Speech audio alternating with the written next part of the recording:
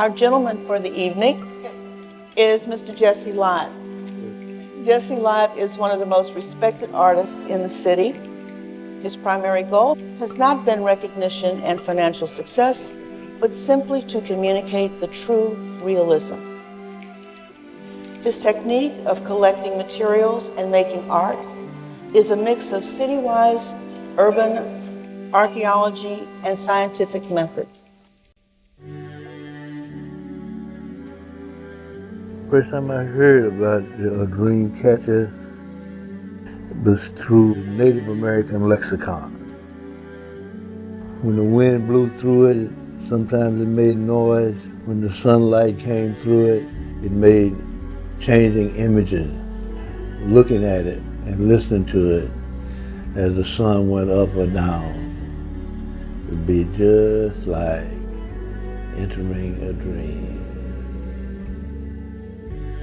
I recall this. You see what I'm saying? Why? Because that light flashing through these feathers made me think about whatever that was in the past. So it was an object that would arrest your dreams. The whole set of its frames are broke, so I don't know if that would... Okay, that's gonna work too. If it ain't too heavy to pick up, I'll probably use it. Yeah, you see? Sentiment that was being expressed in the meetings was, we need something that is not imposed on us, but something that is developed from us, that we can point at and say, yeah, this represents us right here. It's so inclusive of so many other disciplines. The knotting patterns start to emerge, even if you don't try to put them in there. Quilting, macrame, crochet, lace making. These old timers who did this kind of stuff, they knew something. People were invited to actually bring stuff.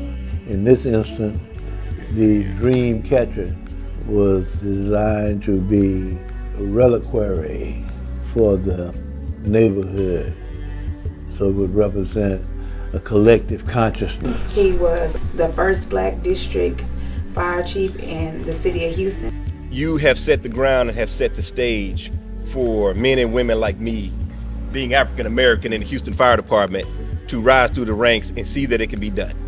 It's my history, but it's also one that very few people talk about, and she's history of Texas. She's the first Black woman in the state of Texas to have her pilot's license. You couldn't have met anybody more humble than Mrs. White. I can remember as 5 years old going to rodeos, hearing the prayer. They would come to hear, he's gonna say the cowboy and cowgirl's prayer. He said in the beginning of every rodeo, every trail ride, you're gonna hear it. And thanks to thee for making it possible. For the knowledge of knowing that life for tomorrow is not promising. For a person who did not recognize the components, they only had what it appeared to be visually.